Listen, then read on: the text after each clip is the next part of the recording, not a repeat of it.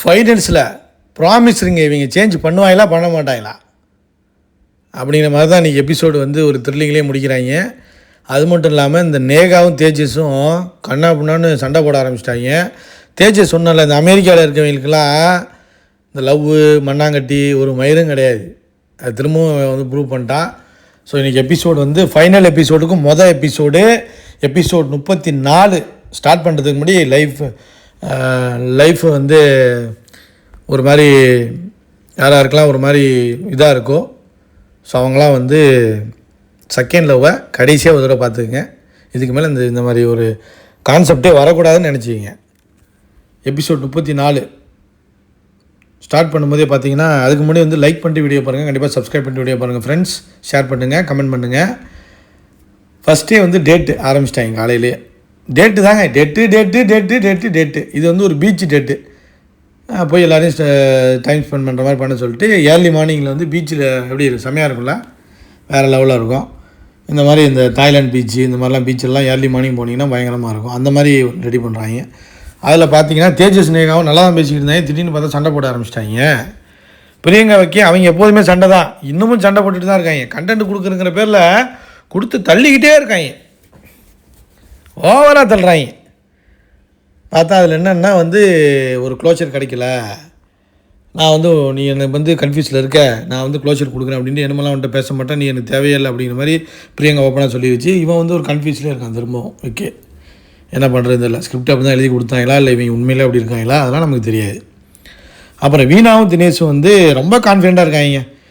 வெளியில் போய் பார்ப்பியா தினேஷ், என்ன பேசுவியா, பண்ணுவியா, கண்டினியூ பண்ணுவியா, நம்ம கல்யாணம் பண்ணலாமா அப்படிலாம் பேசும்போது ஆமாம் அதெல்லாம் பண்ணுவேன், என்ன எதுக்கு ஓயாமல் கேட்டுக்கிட்டு இருக்க அப்படிலாம். இல்லை அம்மாவை மீட் பண்ணணும், நீ அம்மாவை மீட் பண்ணி அம்மா கேட்குற கேள்விக்கெல்லாம் நீ பதில் சொல்லணும், அதுக்கப்புறம் நீ அவங்களை கன்வின்ஸ் பண்ணி நீ கல்யாணம் பண்ணிக்கணும், அதெல்லாம் பண்ணுவேன், கண்டிப்பாக பண்ணுறேன், கண்டிப்பாக வந்து பண்ணுவியா எதுக்கு ஓயாமல் பண்ணுவியான்னு கேட்டுக்கிட்டு இருக்கேன், கான்ஃபிடன்ஸ் இல்லையா, நான் வந்து பண்ணுவேன் கண்டிப்பாக அப்படி மாதிரி. இவன் ரொம்ப கான்ஃபிடெண்ட்டாக இருக்கான். யார் எனக்கு என்னமோ இவங்க 2 பேரும் ரிங்கை மாற்றிக்கிட்டு டக்குன்னு வந்து சீசனை முடிச்சு விடுங்கடா.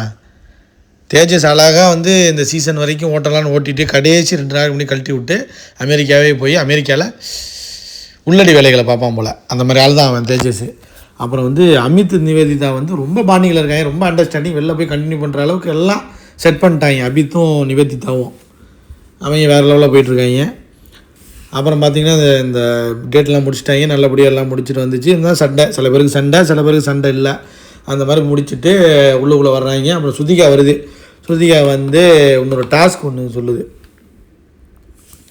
என்ன சொல்லுதுன்னா, சர்ப்ரைசஸ் வந்து எல்லாேருக்கும் ஒரு சர்ப்ரைஸ் இருக்குது, வெயிட் பண்ணுங்க கூப்பிடுவாங்க அப்படின்ட்டு எல்லாத்தையும் ரெடி பண்ணிகிட்ருக்காங்க வெளியில். அதுக்கு முன்னாடி பார்த்தீங்கன்னா திரும்ப வந்து உள்ளே வந்தோடனே தேஜஸுக்கும் நேகாவுக்கும் கொடூர சண்டை அடிக்க ஆரம்பிச்சிட்டாங்க. ஒரே எக்ஸாஸ்ட்டாக இருக்குது அப்படின்ட்டு வெக்கையிட சொல்லிகிட்டு இருக்காங்க 2 பேரில். தேஜஸ் சொல்லிகிட்டு இருக்கான், இங்கிட்டு நேகா உட்காந்துருக்கு, இங்கிட்டு தேஜஸ் உட்காந்துருக்கான், அந்த பக்கத்து வெக்கையாக உட்காந்துருக்கான். ஆல்ரெடி அவனே வந்து பெரிய கன்ஃபியூஷன் இருந்துக்கிட்டு சண்டை போட்டுக்கிட்டு இருக்கான். அவங்ககிட்ட போய் இவங்க சொல்லிட்டு இருக்காங்க. ஒரே எக்ஸாஸ்ட் ஆச்சு, ஒரே ஆள் கூட டேட்டு எப்படி போகிறது, கடுப்பாக இருக்குது, ஒரே ஆள் கூட டேட்டுன்னா எப்படி, பல பேர் குத்துனா தானே வேலை செய்யும், அப்போ தானே நல்லாயிருக்கும், வெளியில் இருந்தால் ஜாலியாக இருந்திருக்கும் நிறையா பேர் கூட அப்படிங்கிற மாதிரி பேசுகிறாங்க தேஜஸ். அப்போ என்ன மாதிரியான மனநிலையில் இருக்கான், அமெரிக்காலேருந்து வர்றவன் இப்படி தான் இருப்பான். நீ தமிழனாரு மயிலாரு, ஒரு தமிழனை கொண்டு போய் வேறு நாட்டில் விட்டிங்கன்னு வச்சிங்க, நம்மளை கலாச்சாரம் எல்லாத்தையும் மறந்துடுறாங்க, ஃபுல்லாக வெஸ்டர்னைஸ் ஆகி நார்மலைஸ் பண்ணுறாங்க. இப்போ இன்றைக்கி வந்து ஒரு ஆள் வந்துச்சு, ஒரு ஆள் இந்த நாட்டோட ஆண்டுக்கிட்டு இருக்க ஒரு முக்கியமான ஆட்கள், அவங்க வந்து அந்த மாதிரி நிறைய பேரோட இருக்கிறதெல்லாம் ஒரு நார்மலைஸ் பண்ணிகிட்டு இருக்காங்க. அது மாதிரி வெளிநாட்டு போய்ட்டு அப்படி தான் நார்மலைஸ் ஆகும். அந்த மாதிரி ஒரு நார்மலைஸ் கேரக்டர் தான் யார், தேஜஸ். என்ன இதெல்லாம் வந்து இப்படிலாம் சொல்லலாமா நீ, ஏதாவது எக்ஸாஸ்ட் ஆச்சு இப்படிலாம் என்ன அர்த்தம், ஜாலியாக இருந்திருக்கலாம் வெளில போயிருந்தா, ஒரே ஆள் கூட எப்படி டேட் பண்ணுறது அப்படின்னா, என் கூட இருக்கிறது போர் அடிச்சிருச்சா, இல்லை என் கூட ஒரே ஆள் கூட நீ வந்து நிறையா பேரோட இருக்கிற ஆளா நீ அப்படிங்கிற மாதிரி நாக்க பிடிக்கின்னு சாப்பிட்ற மாதிரி கேட்குது. அவங்களாம் வெக்கமான சூடு சொன்னலாம் கிடையாதுங்க. இந்த மாதிரி இந்த வெஸ்டர்னைஸ் ஆகிறவங்க அவங்களுக்கெல்லாம் அந்த மாதிரிலாம் எதுவும் கிடையாது, எல்லாரோடையும் ஜாலியாக இருப்பாங்க. அப்புறம் இதெல்லாம் கேட்டுப்பட்டு ஒவ்வொன்று போய் உட்காந்து சுதிகாட்டை உட்காந்துட்டு அழுவுது. இந்த மாதிரி பண்ணுறான் அவன், இந்த மாதிரி கேட்குறான், எக்ஸ்ட்ரா ஸ்டாச்சுக்கிறான், எப்படி இதெல்லாம் ஏற்றுக்க முடியும், வெளில போயிருந்தால் நிறையா பேர் கூட ஜாலியாக இருந்திருக்கலாம்னு சொல்கிறான். ஒரே ஆள் கூட எப்படி வந்து நான் டேட் பண்ணிகிட்டு இருக்க முடியும் ஓயாமல் அப்படிங்கிற மாதிரி பேசிக்கிட்டு இருக்கான் அப்படின்னு உட்காந்து அழுவ ஆரம்பிச்சிச்சு. நேகம் உண்மையாக இருக்குது. இவன் சும்மா கழட்டி விட்டு ஷோவுக்கு பேமெண்ட்டு ஷோ முடிச்சுட்டு அப்படியே ஒரு பாப்புலாரிட்டிக்காக பண்ணிகிட்டு இருந்திருக்கான். இவன் வில்லன் ஆகிறதுக்கு தான் பிளான் பண்ணிகிட்டு இருக்கான். ஹீரோ மெட்டீரியல் கிடையாது இது. இந்த வந்து இந்த இளமாறன் இருப்பான் தெரியுமா, இளமாறன் வேட்டையாடு விளையாடல 2 பேர் இருப்பாங்க. அந்த மாதிரி கேரக்டர் பண்ணுறவன் தான் அவன். புரியுதா உங்களுக்கு? ஆளை பார்த்தா அப்படி இருக்குது பார்த்தீங்களா? இப்போ இந்த அயன் படத்தில் ஒருத்தன் இருப்பான் தெரியுமா வில்லனு, அந்த மாதிரி கேரக்டர் தான் அவன் பண்ணுவான். இந்த லவ் பண்ணுறது இதெல்லாம் கிடையாது. பல பேரோட என்ஜாய் பண்ணணும், ஜாலியாக இருக்கணும், வில்லன் ஆகணும். இதுதான் அவனோட கேரக்டர். அப்புறம் வந்து சர்ப்ரைஸ் பண்ணணுன்ட்டு சொல்லுது ஸ்ருதிகா.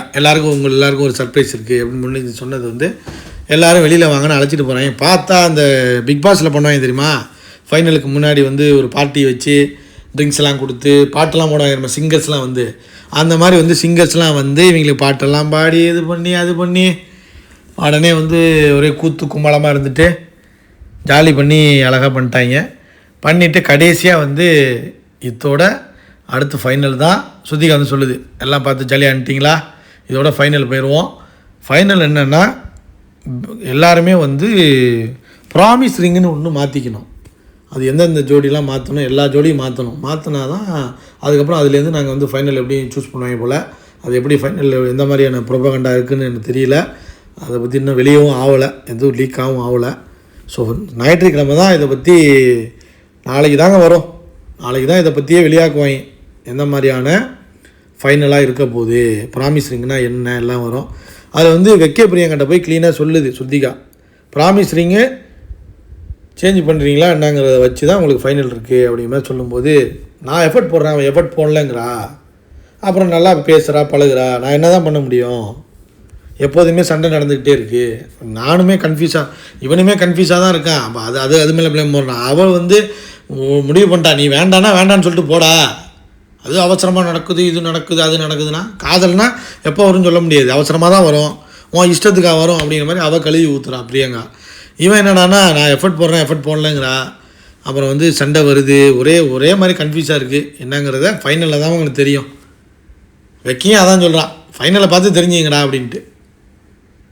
அதெல்லாம் சொல்ல முடியும், சொல்லுங்கள் நீங்களே. தெளிவாக சொல்லிட்டான், போய் உட்காந்துக்கிட்டு ஸ்ருதிகாட்ட சொல்லிட்டான், ஏதோ பண்ணி விட்டு விடுங்கடா, ஷோவை முடிச்சு விடுங்கடா, ஏதோ போகிறேன், அடுத்தடுத்து ஏதோ படக்கடை வாய்ப்பு கிடச்சா நான் நடித்து ஒரு பாப்புலர் ஆகணும். அடுத்து பிக் பாஸ் வேறு வருது. பிக் பாஸில் இந்த ஸ்டோரியை அப்படியே அங்கே கொண்டு லிங்க் பண்ண போகிறாங்க. நீங்கள் வேணால் எழுதி வச்சிங்க, பிரியங்கா வெக்கியோட ஸ்டோரியை கொண்டு போய் பிக் பாஸ் 10 லிங்க் பண்ணுறாங்களான்னு மட்டும் பாருங்கள். நீங்கள் லைக் பண்ணிட்டு கமெண்ட் பண்ணிட்டு வீடியோ பாருங்கள்.